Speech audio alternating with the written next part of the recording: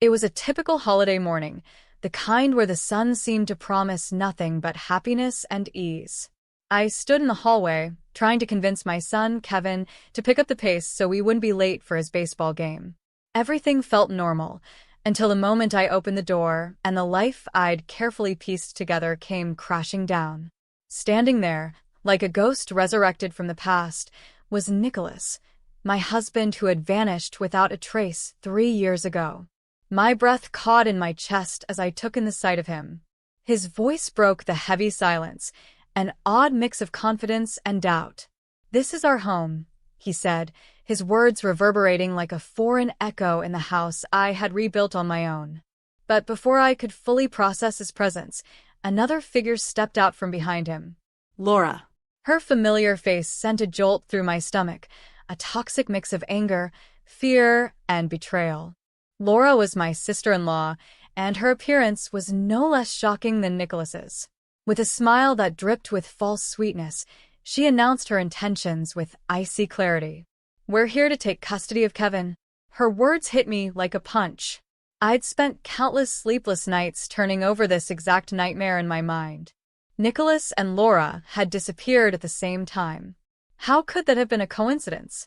I had always suspected they were together, but with limited resources and the demands of everyday life, I never managed to uncover the truth. Now, here they were, standing before me like villains from a story I'd hoped would never be written.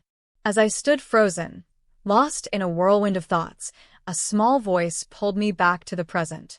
"Hey, Mom, who are you talking to?" It was Kevin, my brave, sweet boy. He didn't yet understand the storm brewing in front of him. Laura's smile widened as she turned her attention to him. "Oh, it's so nice to finally meet you. You're Kevin, right? I've wanted to meet you for so long." Her voice made my skin crawl. I knew that voice too well, the same one that had once charmed everyone, masking her cruel, manipulative nature. Kevin looked at her, then at Nicholas, before turning his confused gaze to me. "Dad? What are you doing here? And who is she?" His voice was tinged with both curiosity and frustration. He moved closer to me, sensing the tension in the air. Nicholas and Laura looked at each other, clearly unprepared for Kevin's reaction. They seemed frozen, their expressions shifting between shock and embarrassment. Before they could muster a response, Kevin's voice rose again, this time sharp with anger. "We're about to leave. Move." But then, something behind me caught their attention. Both their faces drained of color, as if they had seen a ghost. I turned to see what had rattled them so thoroughly. There, in Kevin's arms, was Amy, my daughter. Her innocent smile was a stark contrast to the chaos unfolding around her. Nicholas's face twisted with shock as he looked between Amy and me, his confusion palpable. It was as though he couldn't comprehend the reality in front of him. I took a deep breath, steadying myself for what needed to be said. "Nicholas." "Laura," I began, my voice calm but firm. "You disappeared 3 years ago." Without a word, without an explanation.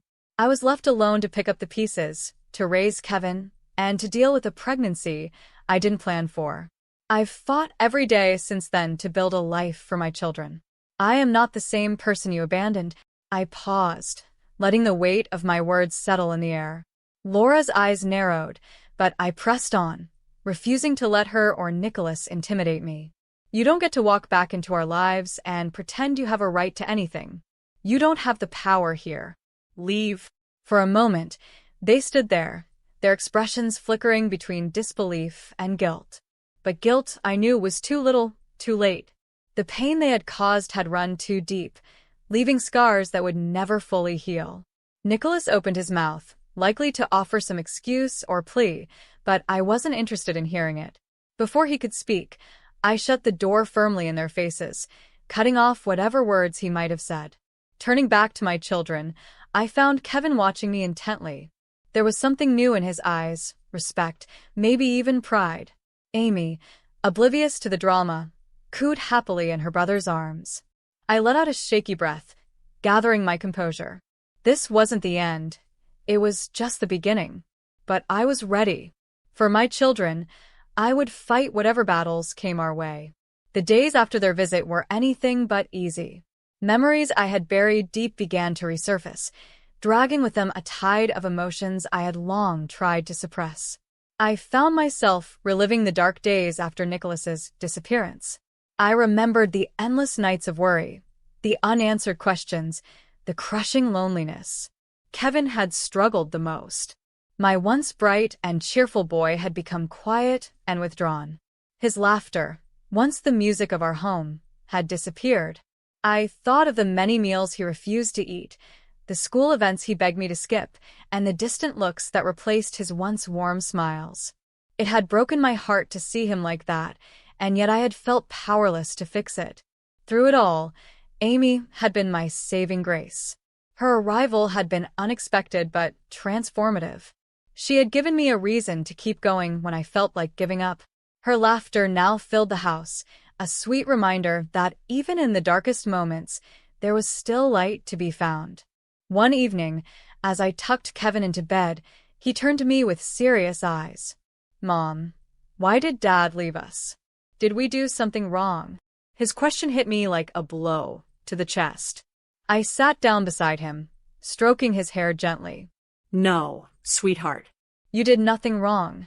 Sometimes adults make choices that don't make sense, but it's never because of anything you did. But why did he come back? And why was Aunt Laura with him?" His voice trembled with confusion, and my heart ached for him. I took a deep breath, searching for the right words. "I don't know why they came back, Kevin. But what I do know is that we are a family, you, me, and Amy. We're strong together, and we'll get through this." He nodded slowly, though the worry on his young face didn't fade. "I trust you, Mom. I just wish things were like before." I leaned down, kissing his forehead. "I know, sweetheart. But sometimes, moving forward is the best thing we can do. And we'll do it together." As I left his room, my resolve hardened. Whatever battles lay ahead, I would face them head-on. For Kevin, for Amy, and for the life we had built together, I wouldn't let the past destroy our future. "I know, my love. I wish that too," I whispered to Kevin before kissing his forehead and leaving his room. The night was heavy, but I refused to let the weight crush me. My children were my world, and I would fight with everything I had to protect them. The next morning, a call from my lawyer, Mr. Frank, jolted me out of my thoughts. His voice was calm but urgent. "Lauren, we need to discuss your legal options. Nicholas and Laura's claim has no merit, but it's important we prepare a solid case." His words felt like a lifeline. This was my chance to push back, to ensure they couldn't manipulate or hurt us anymore. "Let's do it," I said firmly. "I want to protect my children, and I won't let Nicholas and Laura use them as pawns in whatever game they're playing." Mr. Frank's tone turned reassuring. "You're making the right decision. I'll start preparing the necessary documents. We'll show them they can't walk over you." When I hung up, a wave of determination swept over me. Nicholas and Laura had misjudged me, thinking I was the same fragile woman they had abandoned years ago. But they were wrong. I had faced my darkest days alone, and emerged stronger than I ever thought possible. I glanced over at Kevin playing on the floor with Amy, his laughter filling the room. That moment cemented my resolve. This wasn't just about revenge. It was about justice, for me and for my children. As the days passed, my determination hardened like steel. I prepared myself for the legal battle ahead, but nothing could have readied me for the emotional warfare that followed. Nicholas and Laura weren't just fighting with legal documents. They waged a campaign of psychological pressure, each move calculated to wear me down. One afternoon, I went to pick up Kevin from school. The sight of Nicholas and Laura waiting outside sent a chill down my spine. Their presence felt like a shadow darkening an otherwise sunny day. Laura spotted us first and waved, her voice syrupy sweet. "Hi, sweetie. We've missed you so much." Kevin froze, his small hand clutching mine tightly. His body was tense, his voice barely above a whisper as he asked, "Why are you here?" Nicholas stepped forward, his expression a mask of concern. "We just wanted to see you, son. We're your family too." The audacity of his words made my blood boil. Family? He had no right to use that word after abandoning us. "You lost the right to call yourself his family. when you walked out on him," I snapped, pulling Kevin closer. Laura's smile faltered, her sugary demeanor giving way to a sharp glare. "Lauren, you can't keep him from us. We have rights." "Rights?" I shot back, my voice cold as ice. "You gave up any rights 3 years ago. You made your choice. Now live with it." Nicholas's face twisted in anger. "You think you're so perfect, Lauren? You're just a bitter woman who couldn't keep her husband happy." Kevin's grip on my hand tightened, his small body trembling. "Let's go, Kevin," I said, turning to leave. But Laura wasn't done. "You'll regret this, Lauren," she hissed. "We always get what we want." Their threats echoed in my mind long after we left, but I refused to let them see my fear. I had to stay strong for Kevin, for Amy, and for myself. That night, as I lay in bed, their words haunted me. The thought of losing Kevin to them was unbearable. I couldn't let it happen. I had to be smarter, stronger, and more determined than ever. The next day, I met with Mr. Frank, my resolve a fortress around me. "I want full custody of Kevin," I told him. "And I don't want Nicholas or Laura to have any visitation rights." Mr. Frank nodded. "It's going to be a tough battle, but I believe we can win this. You're a good mother, Lauren. The court will see that." As the legal preparations moved forward, an unexpected ally emerged, Kevin. One evening, he came to me with a determined look on his young face. "Mom, I want to tell the judge that I want to stay with you. Dad and Aunt Laura, they're not my family." "Not really." His words brought tears to my eyes. I hugged him tightly, my heart swelling with gratitude and pride. "Thank you, Kevin. That means more to me than you'll ever know." The day of the court hearing arrived, looming like a storm on the horizon. I walked into the courtroom with Kevin by my side, every step fueled by my love for my children and my resolve to fight for our future. The proceedings began, and Laura wasted no time playing the role of the doting aunt. Her words dripped with insincerity, every statement carefully crafted to paint her as a caring, concerned family member. Nicholas, meanwhile, attempted to appear as the repentant father, but his eyes betrayed him, cold and calculating, as though he were strategizing his next move rather than showing genuine remorse. When it was Kevin's turn to speak, he stood up with a courage that belied his age. His voice was steady, clear, and unwavering as he addressed the court. "I want to stay with my mom." The simplicity of his statement was its greatest power. It cut through the layers of pretense Nicholas and Laura had tried to build. His words were the truth, unvarnished and pure. The courtroom fell silent for a moment as his words hung in the air. I reached over and squeezed his hand, pride and love swelling in my chest. Whatever happened next, I knew we had shown the court what truly mattered, the bond between a mother and her child. As the hearing continued, I realized that this fight wasn't just about legal custody. It was about reclaiming the life Nicholas and Laura had tried to disrupt. It was about proving that no matter what challenges came our way, we were a family, a strong, unbreakable unit. The day ended, but the battle wasn't over. Yet, as I left the courtroom with Kevin's small hand in mine and Amy cradled in my arms, I felt a glimmer of hope. Together, we were ready to face whatever came next. Together, we were unstoppable. "She's been there for me when no one else was," I reminded myself as I tucked Amy into bed that night.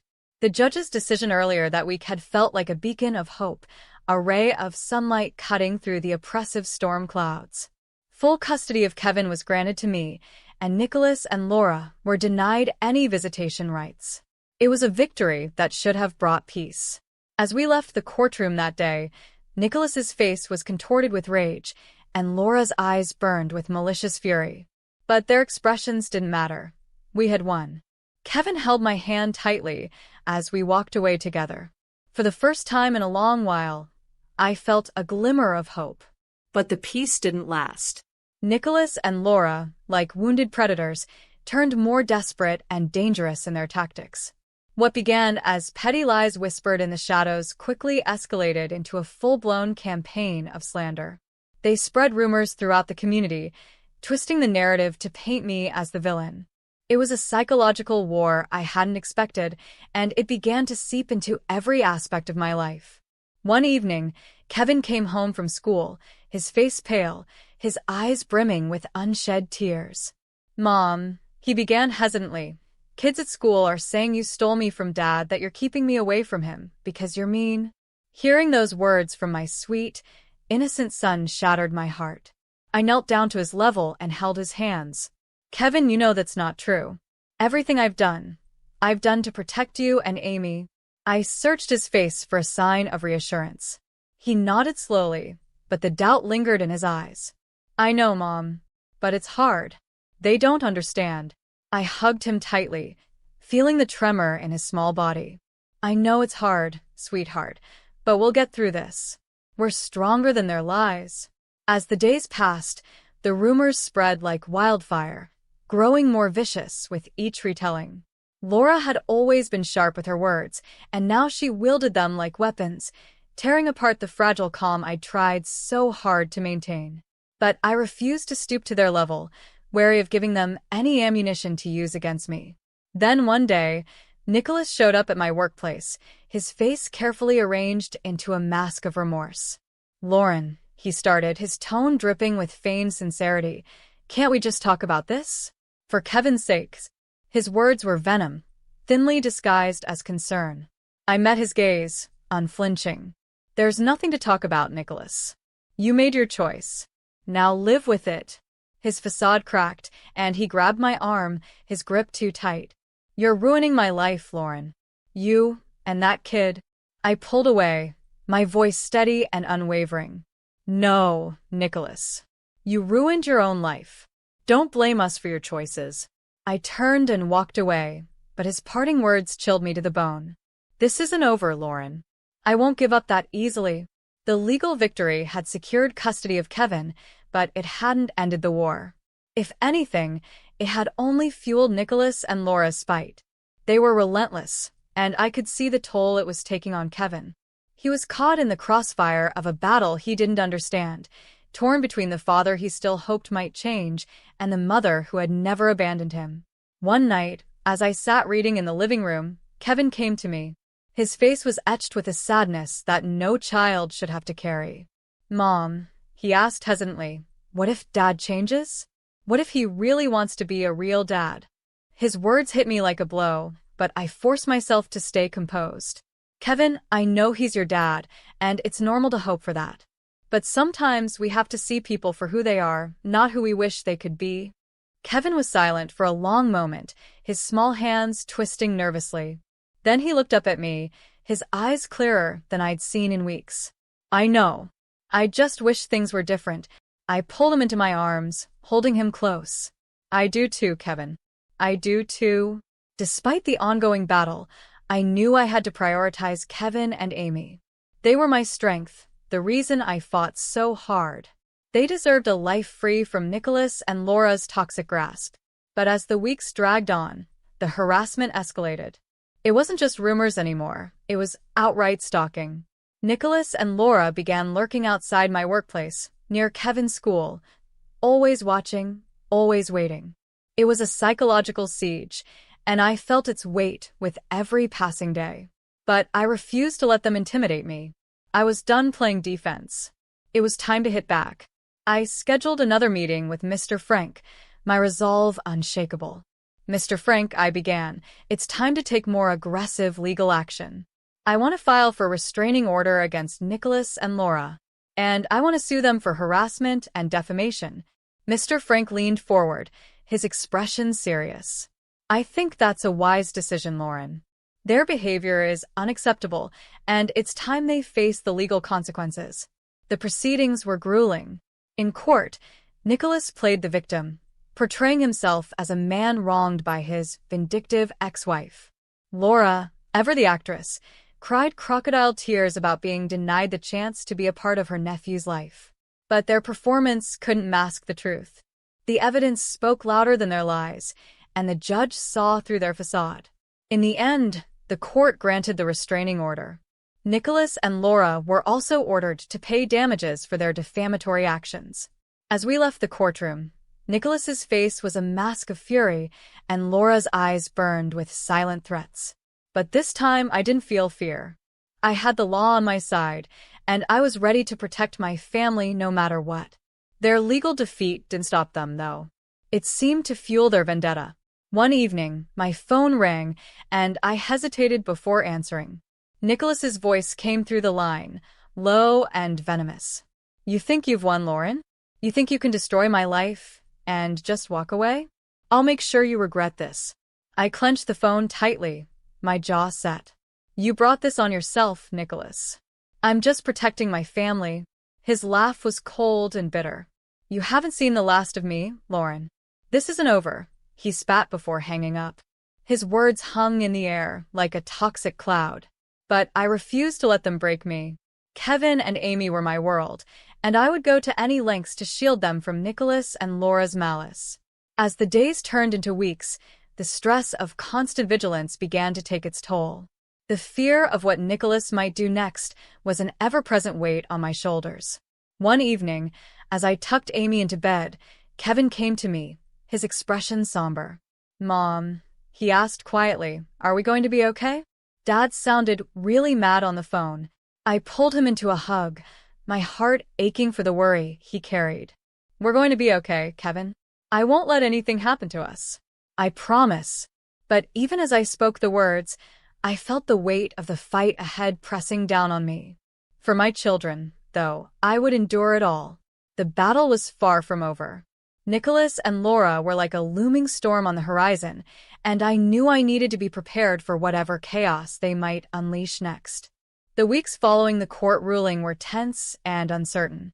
With the restraining order in place, Nicholas and Laura seemed to fade into the background, their threats silenced for the time being. But the quiet was unnerving. It felt more like the calm before another inevitable storm. And then, the storm broke. I was at the grocery store one afternoon, minding my own business, when Laura appeared out of nowhere. Her voice cut through the hum of shoppers, loud and shrill. "You're a monster, Lauren. You've torn our family apart," she screamed, drawing the attention of everyone around us.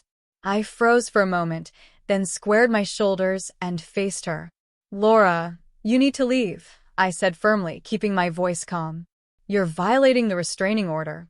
Her face twisted in rage. "I don't care," she yelled, gesturing wildly. "The world needs to see what kind of person you really are." Bystanders stopped to watch the unfolding drama, their expressions a mix of curiosity and discomfort. I stood my ground, refusing to let her theatrics intimidate me. But Laura's outburst only grew louder and more chaotic. Before long, the store manager intervened, calling the police. When the officers arrived and began escorting a hysterical Laura away, the carefully crafted facade she had clung to for so long crumbled. Laura's public meltdown became the tipping point. She was charged with violating the restraining order and causing a public disturbance. Soon after, Nicholas faced his own consequences. His involvement in the harassment and defamation campaign was fully exposed, and he, too, was arrested. Watching them both being taken away was a strange mix of emotions. Part of me felt a pang of pity for how far they had fallen, but it was quickly overshadowed by a deep sense of justice. They had dug their own pit with lies and hatred, and now they were reaping the consequences. In the aftermath, the community began to see the truth. The lies and rumors Nicholas and Laura had spread unraveled, revealing their manipulations for what they truly were. Neighbors and acquaintances who had once whispered behind my back now offered apologies and support. It was a shift I hadn't expected, but one I deeply appreciated. Kevin, too, struggled to process the downfall of his father and aunt. One evening, as we sat together on the couch, he turned to me with conflicted eyes. "Mom, is it wrong to feel happy about Dad and Aunt Laura getting arrested?" I took his hand gently, understanding the turmoil he felt. "It's not wrong to feel relieved, Kevin. They hurt us, and it's okay to want justice for that. It doesn't mean you're a bad person." He nodded slowly, his expression thoughtful. "It's just weird. I never thought things would turn out like this." "Neither did I admitted, pulling him into a hug. "But sometimes life surprises us. What matters is that we're safe now. For the first time in months, I felt like we could finally breathe. The battle that had consumed our lives was over. Nicholas and Laura, once looming threats, were now diminished figures, stripped of their power to harm us. That night, as I tucked Kevin and Amy into bed, I felt a sense of peace settle over me. We had weathered the storm and emerged stronger for it. With the weight of Nicholas and Laura lifted, life began to feel brighter. Our home was once again filled with laughter. Kevin's smile returned, and Amy's giggles became a balm for our scarred hearts. The community's support was overwhelming. People who had once believed the worst now extended kindness and understanding, helping us rebuild our lives piece by piece. The true testament to our newfound peace came on my birthday. That morning, Kevin approached me with a shy smile, holding a small gift in his hands. "Happy birthday, Mom," he said softly. "I made this at school for you." I opened the gift to find a beautifully crafted photo frame. Inside was a picture of the three of us, Kevin, Amy, and me, smiling and happy. Tears welled up in my eyes as I pulled him into a hug. "Thank you, Kevin. This is the best gift I could ever ask for." Later that day, we celebrated with a small party. It wasn't extravagant, but it was filled with love and warmth. Friends and neighbors joined us, their presence a testament to the life we had reclaimed. The house was filled with chatter, laughter, and a sense of hope I hadn't felt in years. As the party went on, a familiar face appeared in the doorway. It was Tom, a kind and understanding man I had met through work. His support during the darkest times had been unwavering, and seeing him now felt like a promise of new beginnings. "Happy birthday, Lauren," he said warmly, handing me a small bouquet of flowers. "I hope this year brings you all the happiness you deserve." I smiled, feeling a spark of something new and hopeful. "Thank you, Tom. It's already off to a great start." As the evening wound down and the guests began to leave, Kevin came to me with a serious look on his face. "Mom," he said thoughtfully, "I've been thinking maybe it's okay to start new things. To be happy again." I knelt down to meet his gaze, my heart swelling with pride. "It's more than okay, Kevin. We've been through so much, and we deserve to be happy." He nodded, a small smile spreading across his face. "I like Tom. He's nice. And I think he makes you happy." I hugged him tightly, my voice thick with emotion. "He does, Kevin. And I'm glad you like him." That night, as I put Kevin and Amy to bed, I felt a contentment I hadn't known in years. The darkness that had once overshadowed our lives was finally gone, replaced by a light that promised a brighter future. We had faced our demons and emerged victorious, stronger and closer than ever.